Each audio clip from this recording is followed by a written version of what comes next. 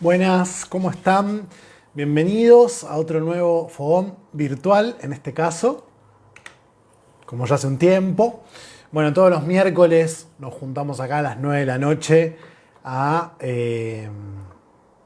hablar de cosas transpersonales. En este caso, estamos en el ciclo de fogones, arquetipos, divinidades y mitos. Ya hemos hecho un montón de ciclos de fogones, los pueden ver subidos en las redes. Vamos a chequear. Perfecto, se escucha bien el audio. Como les decía, hemos hecho ya varios ciclos. Hicimos el viaje del héroe, hicimos intimar con las emociones, hicimos tradiciones de sabiduría. ¿Qué más hicimos? Hicimos astrología. Así que, bueno, ahora voy a invitar a algunas personas a que se sumen.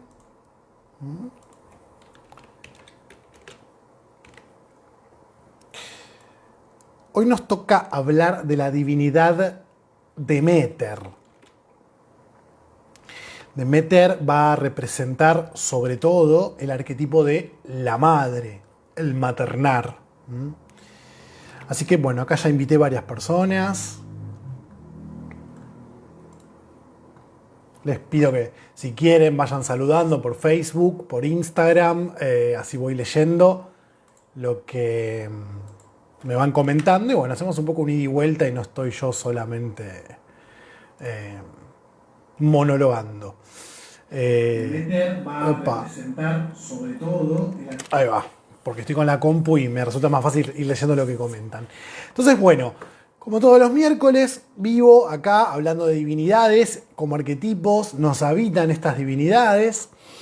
Ya hemos visto a Zeus, hemos visto a Hera, hemos visto a Poseidón, hoy nos toca Deméter. Estamos iniciando, ¿no?, con las 6 primeras divinidades que después tendrán hijos e iremos viendo cómo se va dando la segunda generación de dioses olímpicos. Bueno, en los vivos anteriores pueden ver sobre esas cuestiones.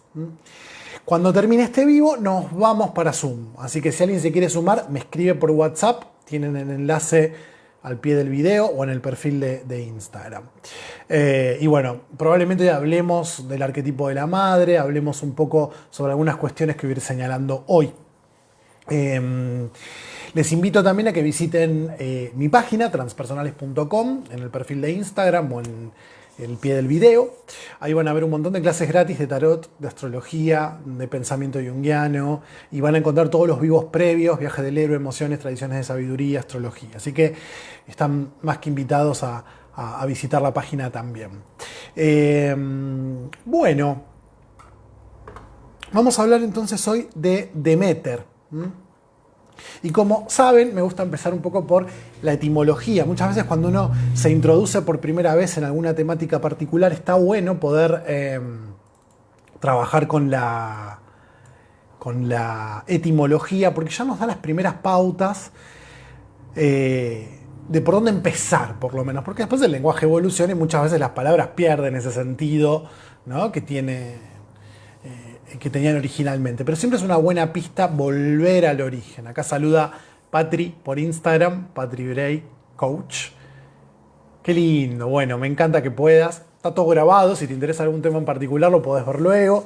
Y estás más que invitada, Patri, al Zoom ahora cuando finaliza. La veo a André da Costa ahí también. Bueno, vayan comentándome que yo voy leyendo. ¿Y cuál es la etimología de Deméter?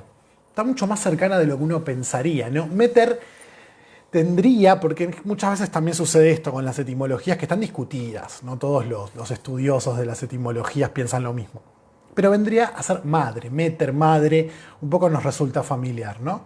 Méter, mater, madre, ¿no? Cuando uno habla del alma mater, ¿no?, la alma madre, o el alma madre, o la tierra madre, todos conceptos que van a estar asociados a ella, ¿no? Y de Méter, el de, el prefijo, ya lo habíamos visto con Poseidón, con das, con di, con de, que hace referencia a la tierra. Así que esto es mucho más familiar para todos, pensar en que Deméter es la madre tierra. En específico, en específico la cosecha, lo que la madre tierra nos brinda como alimento. Así que el arquetipo en torno a esta diosa va a tener que ver con la cosecha, con lo nutricio. Deméter pertenece a una dinastía, como decíamos, bueno, es hermana de los dioses que les mencioné previamente, ¿no? Pero es hija entonces de Rea y Cronos. Rea también es una diosa vinculada a lo tónico, ¿no? Lo tónico es la tierra. Y la madre de Rea, es decir, la abuela de Deméter, es Gea. Gea nos resulta todavía más familiar, ¿no? La Pachamama griega, dice acá Isa. Claro, lo iba a decir y se me fue. Para los pueblos mesoamericanos, ¿no? Precolombinos, la Pachamama. Pacha tierra, bueno, mama madre. Bueno, acá es más o menos lo mismo. Fíjense que en culturas que no han tenido contacto aparecen los mismos conceptos. Jung va a decir que eso tiene que ver con que se está haciendo referencia a arquetipos que están en el inconsciente colectivo y que es ese sustrato que une a toda la humanidad a través del tiempo y del espacio, haya habido contacto o no. En general todas las culturas han hablado más o menos de lo mismo. Bueno, como les decía, la abuela de Deméter, Gea, ¿no? Geografía, ya nos dice, está hablando de la Tierra ya quizás como planeta, no tanto como Rea, que va a hablar de la profundidad de la tierra fértil, y ya de Odas, que es, y Deméter sobre todo como madre, que nos da ese alimento, porque la madre es la que nutre también. Y Deméter no solo nos va a nutrir alimenticiamente, ¿no? Deméter también nos va a nutrir espiritualmente. Deméter, ahora vamos a hablar un poco de su principal mito y de todo lo que podemos aprender de ese mito, que es el mito del rapto de Perséfone, su hija, que va a dar lugar a uno de los misterios más importantes del mundo antiguo. Tienen un vivo en redes donde yo hablo sobre ritos mistéricos iniciáticos, no quiero detenerme mucho en eso hoy, pero un misterio es un ritual a través del cual yo logro un objetivo. Y en general lo que se hacía en ese ritual, un ritual es la representación en la acción de un símbolo o de un proceso interior, o del símbolo que simboliza un proceso interior. Bueno, perdí un poco el hilo de pensamiento, pero lo que voy es, a través del mito de Deméter se va a instaurar el misterio de Eleusis, los misterios de Eleusis. Eleusis es una zona de Grecia cercana a Atenas, cercana del Ática, uno podría decir, sí, para los que son argentinos, ¿no? Atenas es la capital federal y bueno, la zona metropolitana, el conurbano bonaerense, bueno, a unos 20 kilómetros como Quilmes, de donde soy yo, de la capital federal, Eleusis. Y ahora vamos a ver por qué Eleusis. Allí se construye un templo y se van a representar los misterios eleusinos. Lo que se va a representar es el mito del rapto de Deméter y la fuente original, la pueden googlear, la pueden encontrar fácilmente, es el himno homérico a Deméter, que no son himnos, digamos, escritos por Homero, el autor de la Ilíada y la Odisea, sino que son posteriores y se le atribuyen a Homero casi como un símbolo, ¿no? Pero ahí nos va a contar el rapto de Deméter, que yo se los voy a relatar ahora en un ratito, pero al instaurar esa institución, digamos, que son los misterios eleusinos, nos está alimentando el alma, porque a través de ese rito una de las cosas que sucedía era que se daba un aprendizaje sobre cómo descender al inframundo, como le pasó a Perséfone, sobre cómo morir y volver a nacer, cuando, ahora vamos a ver, Perséfone es raptada por Hades, se va al inframundo, es decir, es la muerte, luego retorna. Los griegos creían en siempre se me va la palabra, creo que es metempsicosis, ¿no? Es decir, la reencarnación del alma, ¿no? El alma va de cuerpo en cuerpo. Entonces, bueno, volvemos. Y frente a la angustia que me produce esa muerte, desarrollo un ritual que me permitiría a mí acceder al inframundo y volver y tener una encarnación, digamos, una buena encarnación, o incluso acceder a los lugares del inframundo que son más propicios. Esto lo vamos a ver en el encuentro que viene cuando hablemos de Hades, ¿no?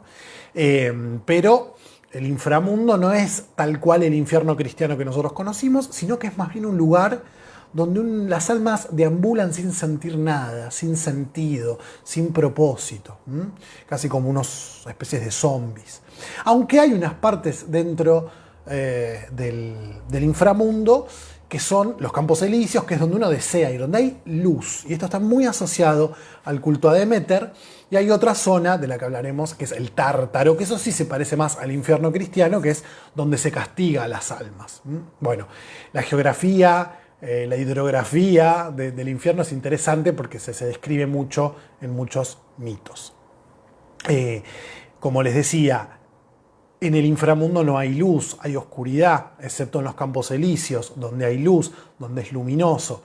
Y una de las cuestiones en relación a estos misterios eleusinos era la posibilidad de ver la luz. Un misterio, la etimología de la palabra misterio es la misma que la de la palabra miope, ¿no? Mio es el prefijo, la primera parte del vocablo, que hace referencia a no ver o no oír, es decir, quien se iniciaba en un rito mistérico no podía contar lo que había visto, entonces no podía ver, no podía hablar. Y otra forma de interpretarlo es el que finalmente ha visto la luz, ya no está más ciego, ya no está más vendado, lo cual es también una imagen bastante típica de muchas tradiciones de sabiduría, ¿no? En el budismo se habla del que despierta, ¿no? El Buda es el despierto.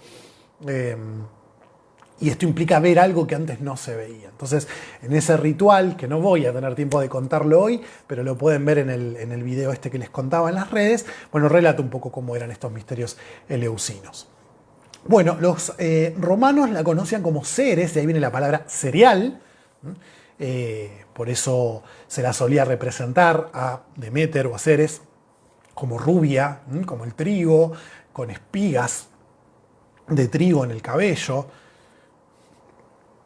o con el cabello trenzado, simulando ser una espiga, y en general con alguna túnica azul, o ya en esculturas sentada como una matrona, incluso amamantando, esta imagen de la Virgen y el Niño que le va a llegar a nosotros a través del cristianismo, y que es también una imagen muy poderosa en nosotros, en tanto que arquetipo.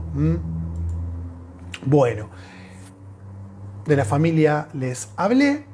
Vamos a hablar entonces ahora del rapto de Perséfone. Acá saluda Majo, estuve pensando mucho en vos, no me contestaste el último audio, el último WhatsApp que te mandé. Silvia saluda también, y acá en Facebook. Bueno, Miriam de Mar del Plata, hola Miriam, Santiago cuenta que vio una obra de teatro sobre Perséfone que se llama Granada. Bueno, ahora vamos a hablar de la granada, el rol de la granada en el mito de Perséfone. Así que bueno. Perséfone, o Core en griego significa doncella, que muchas veces se hacía referencia a Perséfone como Core, porque era la doncella, era hija de Deméter, y acá ya tenemos una pista sobre cómo desarrollar y analizar, interpretar el arquetipo de Deméter. Es decir, cuando Deméter se activa en nosotros, de qué forma se da como un patrón de conducta. Y en esencia es maternar, por eso es tan importante su hija en el mito. Core, que significa doncella, o Perséfone, que puede ser que venga de la palabra Persefata, que significa la que viene la que avienta el grano en asociación a su madre, Deméter, la cosecha, o Fereinfonon, la que trae la muerte. Porque ahora vamos a ver que ella va a ser raptada por el dios del inframundo y va a ser llevada al Hades. Va a ser raptada por Plutón o Hades y raptada. Para los romanos era Proserpina. Bueno, Perséfone, cuenta el mito, estaba recogiendo flores en un prado, acompañada de algunas amigas o de algunas hermanas. En algunos mitos no se sabe quién es el padre, porque parece que Deméter era bastante rápida, marcaba 1.36 la milla, como se suele decir, o era fácil, ¿no? Otra frase también de mi querido Dolina, ¿no? Era tan qué fácil será la laguna que el chancho la cruza al trote. Bueno, parece que le gustaba era más afrodita que otra cosa en su juventud, no se conocía el padre. Otros dicen que puede ser que haya sido Zeus, lo cual hace de Perséfone una divinidad hija de dioses, por ende digna de un lugar en el Olimpo. Sin embargo, ella no está en el Olimpo. Es decir, cuando uno hace un recuento de los dioses del Olimpo, Perséfone no aparece. Y Hades tampoco. Hades, que vamos a ver el encuentro que viene, que es el dios de los muertos y del inframundo, no tenía la posibilidad de acceder al Olimpo. Y esto habla un poco de este lugar de dioses no aceptados. Algo que no dije, que dentro de la estructura que la autora con la que trabajamos en estos encuentros, que es Jean Shinoda Bolen, ella dice que hay 3 diosas que son las diosas afligidas, se me fue la palabra, las diosas vulnerables. Por eso ya la vimos a Hera, que es vulnerable en tanto que el marido genera situaciones por las que ella sufre. Deméter, que va a sufrir por la pérdida de su hija. Y Perséfone, que es a la divinidad que vamos a ver luego de Hades, que también sufre, porque ella está en este estado. No quiero hablar mucho de Perséfone porque vamos a tener un encuentro sobre ella, pero ella está como si nada, y las cosas le pasan sin que ella pueda hacer nada. Está recogiendo flores en el campo, ¿no? Posiblemente un narciso, que es un poco un símbolo de el ensimismamiento, es decir, conocerán o no, la pueden buscar, el mito de Narciso. También se la asocia mucho con flores de adormidera, una planta soporífera. Un poco lo que vamos a ver con el arquetipo de Perséfone es que cuando ese arquetipo está presente estamos como muertos en vida o como dormidos y somnolientos y no sabemos lo que queremos y las cosas nos pasan sin más. Pero bueno, esta es la escena, ¿no? Y de pronto quiere recoger este narciso o esta flor de adormidera, y de las profundidades de la tierra surge Hades, que ya le había echado el ojo, se había enamorado y había tenido una conversación con Zeus. Es decir, le pide de alguna manera al príncipe de los dioses permiso para estar con su sobrina o con la hija de Zeus.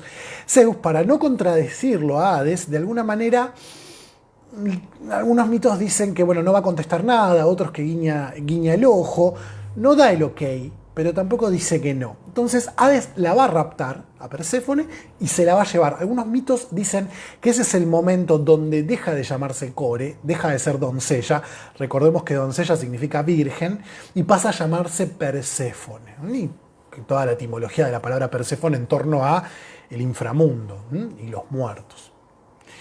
Bueno, se la lleva. Pide a gritos ayuda, nadie la va a ayudar. Esto tiene mucho que ver con cómo vamos a construir el arquetipo representado por Perséfone más adelante.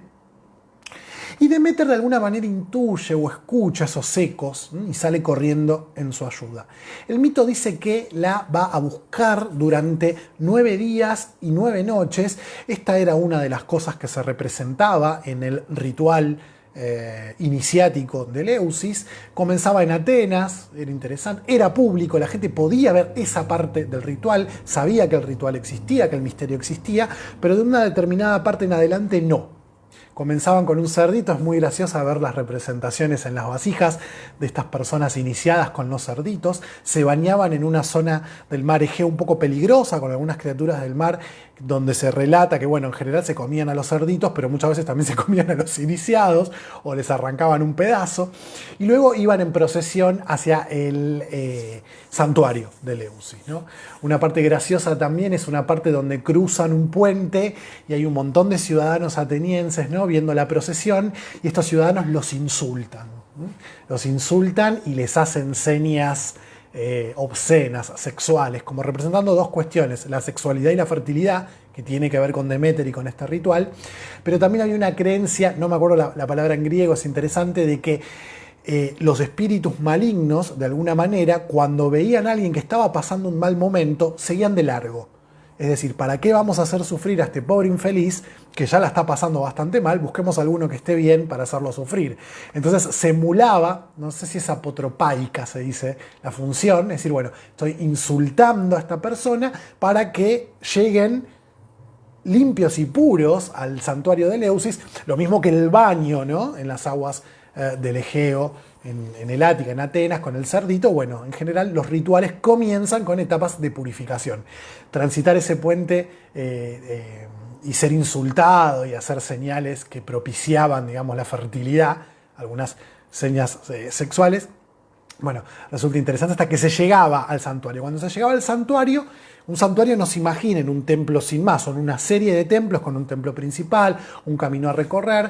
Había una cueva, se decía que esa cueva era uno de los accesos al inframundo y probablemente ahí se representaba también un poco estos misterios y estos rituales, son el origen luego, ¿no?, de la comedia y del drama griego. Y bueno, se representaba, se actuaba el descenso al inframundo de Perséfone en esa cueva puntual que probablemente era un santuario dedicado justamente a Plutón o a Hades. Bueno, probablemente la procesión y el ritual en sí durara también 9 días, como el vagar de Perséfone a lo largo de muchos lugares, es decir, finalmente se va a detener en Eleusis y por eso ahí es el santuario, pero se nombran en distintos mitos distintos lugares por donde Deméter ha peregrinado en búsqueda de su hija, sin bañarse, sin comer. Ya podemos ir pensando en cómo es el arquetipo, ¿no? Cuando el arquetipo está exacerbado, somos más bien una Deméter, y esto lo voy a repetir hasta el hartazgo. Un hombre puede maternar, muchos hombres maternan. Por eso vamos a hablar de la persona que materna. Y no solo maternamos hijos biológicos o parientes biológicos como pueden ser sobrinos, también maternamos alumnos, pacientes, amigos, parejas. Así que vayan pensando en qué área se les da esto, ¿no? Es decir, pierdo a quien materno y entro en este estado de abandono. Pierdo mi sentido de ser porque no tengo a quien maternar o se ha ido quien me materna. Un poco desde ese lugar vamos a construir este arquetipo. Miriam dice acá que es de La Plata, perdón, leí mal, dije Mar del Plata, creo, Miriam de La Plata. Isa dice, pareciera que los procesos sagrados requieren 9 días, una novena, 9 lunas, 9 meses de embarazo. El 9 tiene un sentido de completud. Ya el 10 es 1 más 0, vuelve al 1. El 9 en general, simbólicamente, da esta sensación de completud, se termina un ciclo. También quizás por eso el 9, ¿no?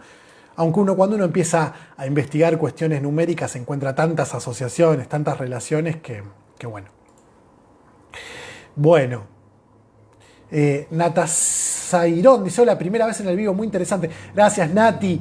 Cuando termina el vivo nos juntamos en un Zoom a charlar de esta temática, a proponer alguna actividad, así que a quien, Nati, si te interesa y a quien le interese, me escribe cuando termina el vivo o ahora, así me queda el WhatsApp y luego les mando el enlace a Zoom. Bien. Las 9 tareas de Basalisa. Bueno, la botica de aromas. Basalisa es este cuento que analiza Clarisa. Clarisa analiza Basalisa. Clarisa Píncola Estés analiza el cuento de Basalisa, que también habla de las flores de adormidera. No sé si es en ese cuento o en otro. Bueno, interesante, sí. Sí, el 9 como número de maestría, dice Miriam también. Claro que sí. Bueno, cuando uno empieza a buscar, encuentra 1000 cosas. Bueno, ¿cómo continúa el mito? Ya que hemos hablado de Poseidón, en algunos lugares el mito cuenta también que Poseidón quería estar con Deméter, con su propia hermana, ya sabemos cómo eran estos dioses griegos. Entonces ella se convierte en yegua y se pierde entre los caballos entre unos caballos que estaban ahí pastando, y bueno, no le importó mucho a Poseidón y el mito dice, él se convierte también en caballo y la va a violar, ¿no? Bueno, detalle.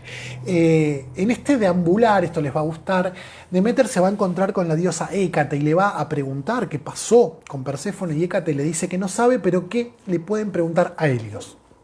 ¿Quiénes son Hécate y Helios? ¿Y por qué aparecen en este momento del mito? También en la representación de los misterios de Eleusis y sobre todo en las vasijas, vamos a ver que aparece Deméter con antorchas, como buscando durante la noche a su hija, a Perséfone con antorchas porque está en el inframundo donde no hay luz, pero sobre todo las antorchas son propias de Hécate. Hécate ilumina lo que no se ve. es la diosa de la triple luna oscura, es decir, así como hay una triple diosa de las 3 fases de la luna que vemos, esto ya lo expliqué en otros vivos, Hécate va a representar el lado oscuro, el lado que no vemos nunca, ¿no? Porque la luna gira junto a la Tierra, entonces hay un lado que jamás veremos. Lo oculto, lo que no se ve, donde no llega la luz, eso es Hécate. Entonces se la va a asociar con la hechicería, con las brujas. La autora no trabaja con Hécate, pero probablemente armemos algo para un vivo y hablemos de Hécate porque sé que tiene muchos seguidores. Bueno, y Helios es el sol, es una de las personificaciones del sol junto con Apolo. Bueno, fíjense, tanto Hécate que alumbra con su antorcha lo que no ve, y Helios que también alumbra de otra forma más racional, es decir, Hécate va a representar una iluminación intuitiva, mientras que Helios o el sol va a representar una iluminación racional, ¿no? El sol como la razón, la luz de la razón. Entonces Helios, que todo lo ve, le cuenta lo que sucedió. Entonces Perséfone se entera finalmente que incluso sin que Zeus haya intervenido, sin que Zeus haya dicho nada al respecto, su hija había sido raptada. Entonces, disfrazada o convertida en anciana, abandona el Olimpo y comienza, ¿no?, a vagar, como decíamos, depende de la historia, hasta que llega a Eleusis, y en Eleusis va a encontrar a las hijas de Celeo. Ahí ella se va a ofrecer como niñera, y acá tenemos de vuelta este patrón de conducta activo lleva a la persona a querer maternar, es decir, el sentido de mi vida es maternar. Cuando ya no tengo a mis hijos, por el motivo que sea, la muerte de un hijo que se va, que se aleja porque se va a estudiar, o porque se casa, o porque se muda lejos, o por lo que fuere, necesito seguir maternando. Esto se ve mucho. Sobre todo en las mujeres, vamos a decir, estamos tratando, ¿no?, de unificar estos arquetipos, tanto para hombres como para mujeres, pero se ve mucho en las mujeres. Y puede pasar con abuelas que maternan a sus nietos, puede pasar con parejas que maternan a sus parejas. Vamos a ver si llegamos a hablar un poco de eso también. Pero cualquier función donde yo materne se activa de alguna manera este arquetipo. Entonces, al dar clases, al estar en una guardería, al ser niñero o niñero, bueno, Deméter también hizo eso, no está mi hija, necesito a alguien, bueno, se ofrece, ¿no?, para maternar a Demofoonte, recién nacido de esta familia, de la familia del rey Celeo. Y lo va a criar como un dios, le va a dar de comer ambrosía, quiere que sea inmortal, y lo va a sostener durante periodos prolongados. Me lo imagino yo agarrándolo así de una pata, dado vuelta. De hecho, yo no sé si esto me lo imagino porque no lo vi representado en alguna vasija griega, sobre el fuego.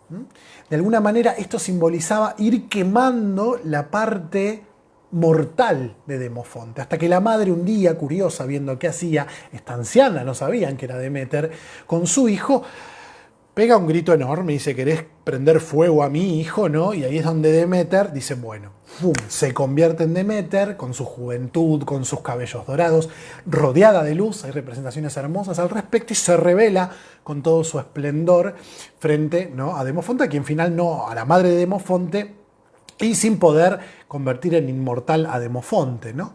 Y le dice, bueno, a partir de ahora yo les voy a otorgar ciertos dones, ¿no?, de la fertilidad, enseñarles los secretos sobre la cosecha, etc. Ustedes tienen que levantarme un templo en un pozo cercano ahí a la zona, en Eleusis, un pozo de agua donde ella había estado sentada, reposando un tiempo largo. Uno ya puede ir viendo distintas actitudes. Por un lado tenemos una Deméter obstinada que busca a la hija, que va contra viento y marea. Tenemos una Deméter que se deprime, que se queda sentada, como muerta en vida. Estas son variantes del arquetipo de la madre. Cuando no tengo a quien maternar, busco desesperadamente a quien maternar, incluso, lo voy a decir en criollo, cagándole la vida, porque esto es un poco el arquetipo del cuidador. Cuando hicimos el viaje del héroe, les invito a ver ese vivo, hablamos del arquetipo del cuidador. Y decíamos que una de las variantes o de las versiones de este arquetipo, más bien en sombra, era el cuidador que inhabilita. Te cuido tanto y por amor, porque no lo puedo ver esto, la persona que está poseída por este arquetipo no lo puede ver, te está cuidando, te está queriendo, te está nutriendo, te está dando todo lo que necesitas, pero no está permitiendo que te valgas por vos mismo, que aprendas en el proceso. Por eso decíamos que este es el arquetipo de la madre nutricia o de la madre terrible. Un poco la clave es poder conectar, siempre la clave es tener disponible todos los arquetipos, pero poder conectar con otros arquetipos como podría ser Zeus en este caso, y poder observar un poco a la distancia y dar cierta libertad en ese proceso de ir aprendiendo que tienen esas personas que materno, ¿no? Y no inhabilitarlos, y no generar situaciones de dependencia. Vayan pensando si mamá fue un poco así, o si yo como mamá fui un poco así, o papá, o alguna figura que me haya maternado, o alguien a quien yo materne. Muchas veces también pasa con el profesor, con el maestro, ¿no? Que genera una dependencia del alumno y el alumno nunca comienza, nunca nace.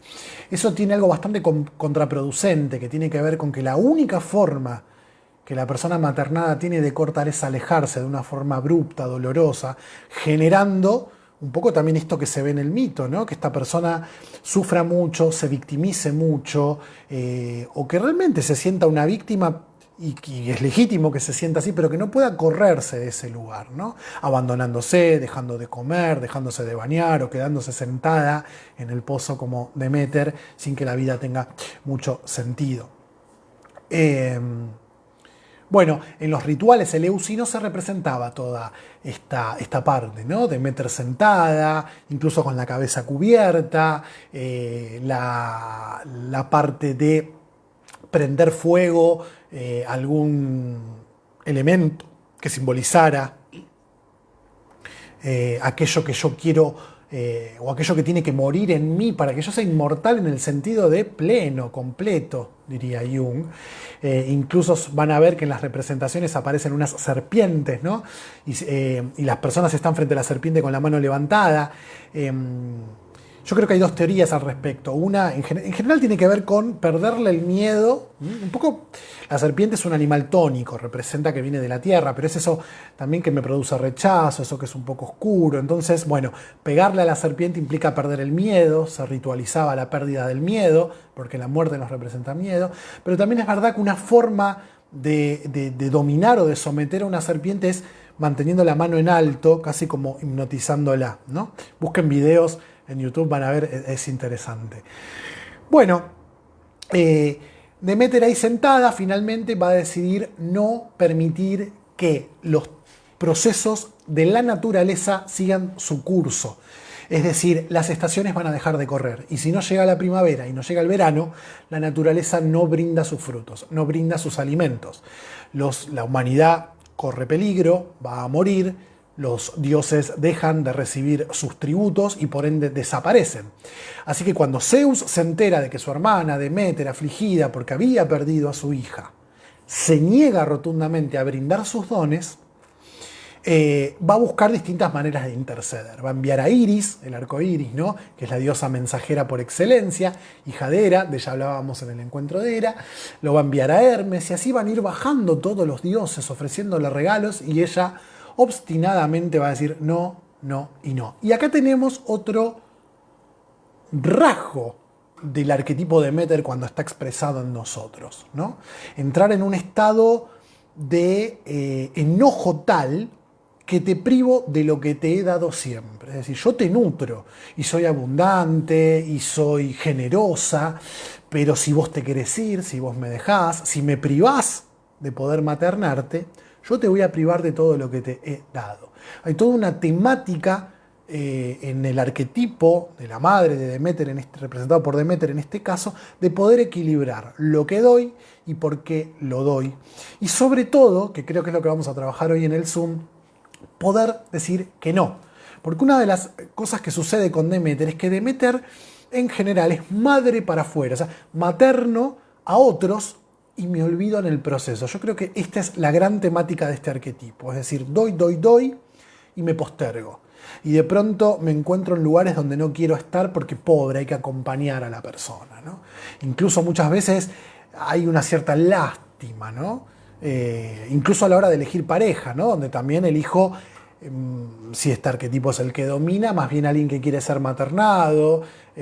Incluso, no sé si vamos a llegar a poder hablar de esto, pero bueno, en general suelen atraer psicópatas o personas con algunas características narcisistas o psicopáticas, ¿no? Donde solo me importo yo, entonces busco a alguien que no se fije en sí misma para que me atienda a mí. Vamos a ver si llegamos a desarrollar esta idea. Pero casi en todos los vínculos se da. Entonces, quien tiene este arquetipo muy activo, revisar, ¿no? ¿Dónde quedo yo? Porque finalmente la manera de iluminar este arquetipo, es lo que decíamos también en el vivo sobre el cuidador, es convertirme en mi propia madre, maternarme a mí mismo, cuidarme a mí mismo, a mí misma. Y entender que, bueno, puedo renunciar a algo que es para mí, por otra persona, porque un poco está en mi naturaleza, pero es una decisión consciente. No es el arquetipo decidiendo por mí. A eso es a lo que tenemos que apuntar básicamente con cualquier arquetipo. Puedo maternar a quien quiero maternar y quizás hoy no voy a cumplir con esto, o voy a dormir unas horas menos, o voy a estar un poco más cansado mañana, porque elijo. Y no es simplemente un impulso, un patrón de conducta. Entonces, trabajar el poder decir que no es importante, porque cuando me encuentro reiteradamente, porque este arquetipo está muy activo, haciendo cosas que no quiero, comienza algo agresivo pasivo. Es decir, siempre fui el encargado de comprar determinada cosa a determinada persona y un día me olvido, y esto es inconsciente, o consciente, o lo compro mal, siempre compro esta marca y compro otra, o empiezo a llegar tarde a un compromiso que era vital que yo estuviese a tiempo. Es decir, hay mecanismos inconscientes que se empiezan a activar para que yo rompa con un patrón de conducta, con un arquetipo que me tiene poseído de alguna manera. Entonces, ojo con eso, porque ¿qué va a pensar la persona que está poseída por Demeter? Bueno, que no va a pensar, bueno, no compré eso o llegué tarde porque estoy harta, estoy cansada o harto cansado, sino que no sirvo, ¿no? Y me voy a castigar. Hay mucho de culpa y de ponerse en víctima. No soy bueno, hago las cosas mal.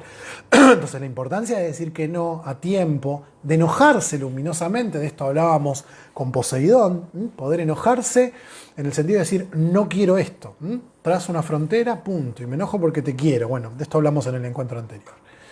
Bueno, ¿qué va a suceder entonces una vez que Demeter se niega a que las estaciones sigan sus ciclos naturales y la naturaleza de sus frutos? Bajan los dioses, le ofrecen todo. Esto pasa con una Demeter en sombra, ¿no? No te doy más lo que te daba, ¿por qué no te quedas a vivir conmigo? ¿Por qué no estudiaste, en caso de algunos padres, ¿no?, la carrera que yo quería que estudies? Bueno, es en los extremos, ¿no? ¿Qué va a suceder entonces? Bueno, Hermes, que es el único dios que puede entrar al inframundo y volver a salir, aunque hay distintos episodios en la mitología donde distintos personajes, una vez que entran, pueden volver a salir, como vamos a ver, Perséfone es una, es un dios psicopompo, ¿no? Un psicopompo es un personaje que conduce a las almas al inframundo. Este era uno de los roles de Hermes, como ya vamos a ver cuando lleguemos al vivo donde hablemos de esa divinidad. Hermes baja y la encuentra a Perséfone junto a Hades. Hades feliz porque había logrado lo que quería. Perséfone deprimida. Deprimida igual que la madre.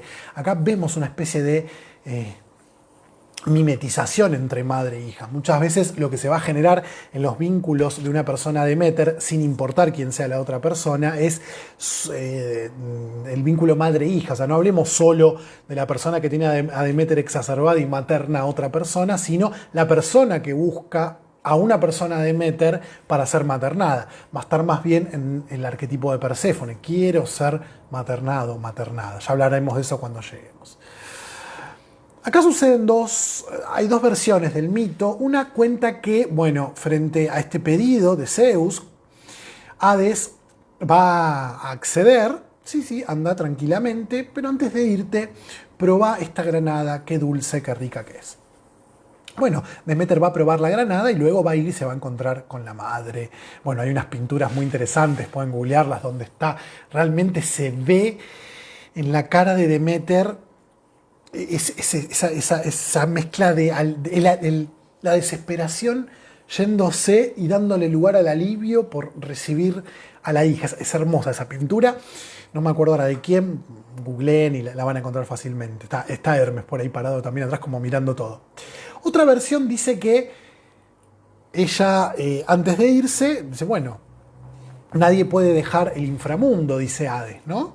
Entonces Zeus le pide negociar, le dice, mirá, no hay alimentos, los seres humanos nos van a dejar de rendir tributo, vamos a dejar de existir. Entonces él accede y dice, bueno, después de todo, no ha comido en el infierno. Era una ley, comer en el infierno implicaba no poder irse nunca. Comer cualquier alimento infernal implicaba no poder dejar el inframundo. Cuando él está diciendo, bueno, que Deméter se vaya, perdón, que Perséfone se vaya porque no ha comido, no estamos infringiendo ninguna ley del inframundo, no me acuerdo ahora el nombre, uno de los jardineros del inframundo dice, yo la vi comer un grano de granada, ¿no? Jardinero botón.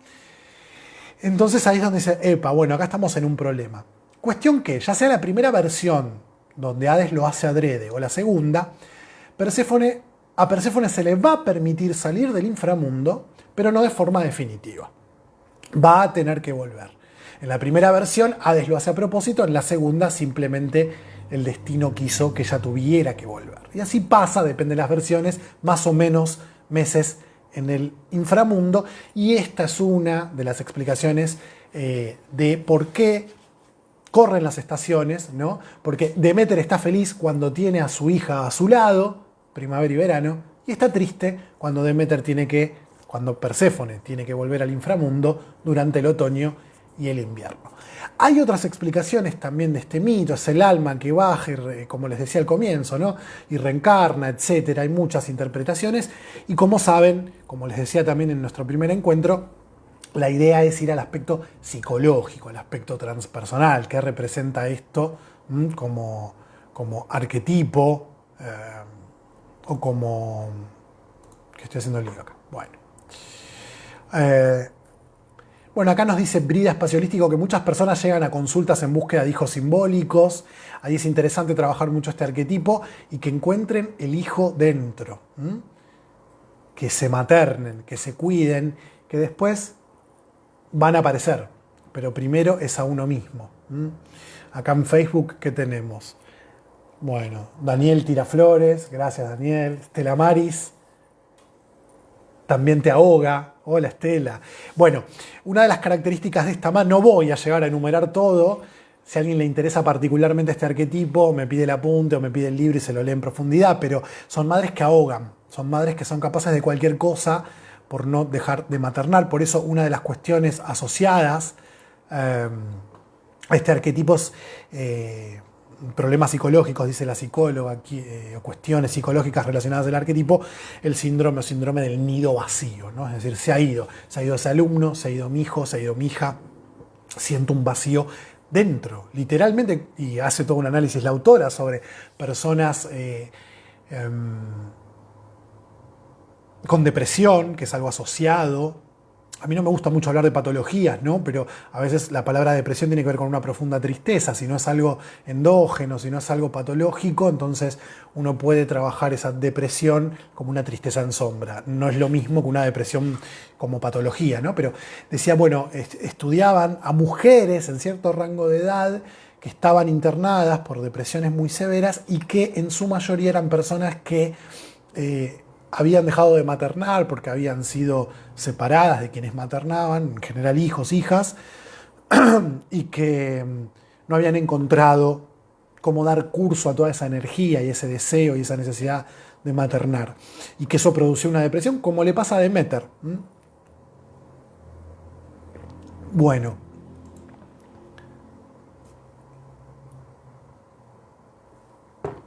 Bien. ¿De qué más les puedo ir hablando? Decíamos que hay una triple forma, ¿no? Se dan alimentos, literalmente, el amamantar o el dar la mamadera a un niño, o incluso el padre que espera ese momento de poder alimentar, ¿no? Porque no tiene la posibilidad de dar. Las madres muchas veces prolongan más del tiempo recomendado amamantar al hijo, privándolo a los padres de esa importante instancia de conexión, que es que el padre que no tiene teta, que no tiene leche, poder alimentar al hijo también, ¿no? Bueno,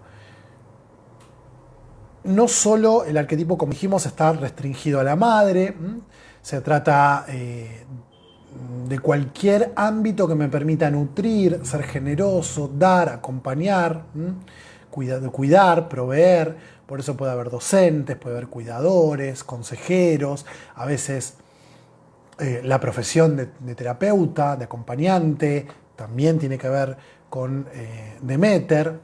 No siempre tiene que ser biológico, eso es importante también. Bueno. El tema de la comida para quien tiene este arquetipo muy activo es importante y es desde un lugar de disfrute, es decir, no es una persona, dice la autora, que cocina como un chef, esto podría ser Atenea, ¿no? Que va a estudiar varias recetas y probar varias técnicas, sino que disfruta del hecho de conectar con la comida y de alimentar a las personas que quiere. Una persona con mucho Demeter te muestra que te quiere dándote de comer, así que bienvenidas las Demeter. Dice también la autora que en general pueden elegir vivir en lugares donde se les permita cultivar una huerta, un campo, amasar y cocinar su propio pan y ese tipo de cuestiones. Cuando nos conectamos con esa parte en nosotros, un poco lo que se está expresando es el arquetipo de Deméter o de la madre, ¿no? Otra de las características de este arquetipo, se los decía, es la persistencia, ¿no? Una negación a ceder. Ella va a buscar contra viento y marea a su hija e incluso es capaz de dejar que la humanidad toda muera si su hija no aparece. ¿Y quiénes no conocen o no conocemos una persona así, donde no la vas a poder mover de aquello que ha decidido? Y sobre todo es difícil moverlas de ese lugar, pienso yo, porque hay algo muy noble en querer maternar. ¿Cómo corres a una persona si te va a decir, pero yo lo hago por ayudar, yo cuido, yo estoy siempre que me lo piden? ¿Cómo corres de ese lugar? Va convirtiéndose como en una máscara, hay una sobreidentificación o identificación con este arquetipo. Entonces es difícil. Entonces, pero no ves que si haces eso, no quiero dar ejemplos personales por miedo a que gente conocida vea este vivo, pero si yo tengo continuamente una actitud, y hablábamos del arquetipo del cuidador que inhabilita, ¿no? Supongamos que yo le estoy prestando plata continuamente a alguien porque siempre tiene problemas económicos, pero al mismo tiempo observo que no busca un laburo, que no los cuida, o que gasta el dinero de una forma irresponsable. Pero pobre, ¿no ves que está buscando su vocación y nadie le enseñó cómo administrarse, va a decir una persona de Demeter? Entonces hoy no tiene plata y está pasando hambre y yo le voy a dar. Pero con esa plata que vos estabas ahorrando, le decís a la persona de Demeter para comprarte qué sé yo, alguna ropa que querías mucho, o para comprarte lana, para tejer, que sería algo muy Demeter también, o Atenea. No importa, ¿no? Voy a renunciar a eso que era para mí para ayudar a esta pobre persona, porque pobre, mirá su historia. No le vas a hacer ver que lo estás inhabilitando, que esa persona no cuida el trabajo porque total, alguien le va a dar el dinero, alguien le va a resolver el problema. Acá estamos sobreprotegiendo e inhabilitando. Por eso decía que muchas veces la única forma que esta persona tiene de romper con alguien que le hace la vida fácil, y esto suele darse de forma inconsciente, es a través de una ruptura dolorosa. Bueno, y me encantó porque la autora, que es norteamericana, pone como ejemplo a las madres de Plaza de Mayo. Dice, las madres argentinas. ¿Y por qué? Porque, bueno, son un ejemplo de perseverancia y obstinación. Digamos que el contexto no era favorable para que estas madres buscaran a sus hijos en plena dictadura, y aún así lo hacían, incluso generando un cambio frente a los poderes instituidos. ¿Qué es lo que logra Demeter cuando logra que finalmente le devuelvan a la hija a pesar de haber comido en el infierno y toda la legislación? No importa que venga porque esto se nos desmadra. Es decir, hay una obstinación que es más bien contraproducente, que cierra puertas, que no sirve, que inhabilita al otro, y hay un grado, ya no diríamos obstinación, sino una persistencia a la hora de querer ir por algo noble, por algo. Imagínense el dolor de una madre que el hijo está desaparecido, o sea, no está muerto, como se decía, no está vivo, está desaparecido. esa triste frase. Bueno, pongámonos un poco en el lugar de ellas y entender. Ahí se activa este arquetipo de una forma luminosa, diríamos. Bueno, son generosas este arquetipo también. Vemos cómo quería darle a Demofonte la Demeter, ¿no? Al alimentarlo de ambrosía y quemar su parte mortal, quería convertirlo en inmortal. Habla de su generosidad, cuando a través de los ritos eleusinos les brinda la posibilidad de acceder al inframundo, a los campos elíseos, ese lugar luminoso del inframundo, si has sido iniciado, al mostrar los secretos de la agricultura. Bueno, hay otras cosas que les podría contar de los rituales, pero bueno, no hacemos a tiempo. Bueno, una facilidad a deprimirse, bueno, un montón de cosas más, pero ya vamos llegando al final. Ya hablábamos de esta madre destructiva o devoradora cuando inhabilita al otro. Bien, y voy a cerrar haciendo un poco de hincapié en cómo se ilumina este arquetipo, cómo se cultiva este arquetipo. Sobre todo, ya lo decíamos, tiene que ver con convertirme en mi propia madre, maternarme, cuidarme, y desde ahí, por un efecto de resonancia, si se quieren, elijan la palabra que más les guste, voy también a maternar otras personas, pero siempre primero yo. Nadie da lo que no tiene. Primero me tengo que dar aquello que otros me piden para poder compartirlo. Y a veces eso es percibido como egoísmo por muchas personas y es necesario iluminarlo, sacarlo de la sombra y entender que priorizarse también es un acto de amor propio y por los demás. Necesito estar firme, necesito estar bien. Muchas veces como docentes queremos dar contenido o queremos dar información valiosa y quizás en tanto dar nos agotamos, y en ese agotamiento el autor habla del síndrome de burnout, ¿no? Es como quemarse, el terapeuta que se quema porque le da mucho lugar al paciente, le da una hora de más en la consulta o atiende llamadas a cualquier hora del día, y finalmente entra en un estado de apatía, entra en un estado de cansancio, no logra transmitir, no logra conectar por querer dar, termina siendo contraproducente. Tengo que saber cuándo guardarme, cuándo darme para mí, para poder brindar mucho más a otros. Entender esto ilumina el arquetipo. Incorporar otras divinidades, ¿no? Por ejemplo, Ares me va a permitir decir que no, trazar un límite, ser más racional a la hora de evaluar algunas cuestiones, como les decía, te estoy inhabilitando si yo te facilito el dinero, el alimento, lo que sea, cuando veo que no tenés una actitud responsable, porque una cosa es acompañarte mientras creces en un proyecto, sobre todo en los momentos donde no me va tan bien, y otra cosa es hacértela fácil para que nunca estés en situación de responsabilizarte, ¿no? Bueno, vamos a ir dejando por acá, hay un montón, no nos da el tiempo para hablar de todo lo que hay para hablar. Les quiero contar que estoy empezando a subir estos vivos como audios en Spotify, así que a quien le interese escucharlos, en vez de ver mi bella carita, pueden escucharlos en Spotify, de a poquito los voy a ir subiendo todos. La idea es subir también como audios todos los vivos anteriores. También hice TikTok, estuve en la semana así todo muy, no sé qué habrá pasado con Acuario o con Urano. En los tránsitos estuve con las redes sociales. Hay TikTok también, hay Twitter. Así que, bueno, pueden seguirme ahí, ayudándome, siguiéndome. Lo mismo en YouTube, si no me siguen. Síganme porque, bueno, cuanto más seguidores y más interacción, más llegada se tiene y eso está bueno. ¿Qué más? Pueden encontrar todas las redes y todos los videos y todas las clases gratis en la página www.transpersonales.com. Quienes nunca se hayan sumado al Zoom, me escriben ahora cuando termine el vivo, que vamos a seguir hablando de todo esto en el Zoom.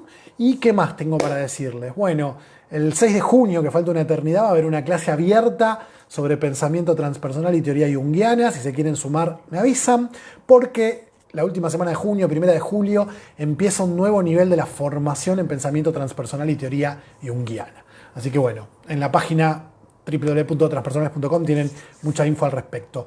Nos vemos el miércoles que viene. Vamos a estar hablando de Hades, que tuvo un rol muy importante en este mito que contamos hoy. Luego ya nos viene Perséfone, puntualmente. Y bueno, les agradezco un montón por sumarse, por escuchar, por ver. Los quiero un montón. Nos vemos el miércoles que viene. Adiós.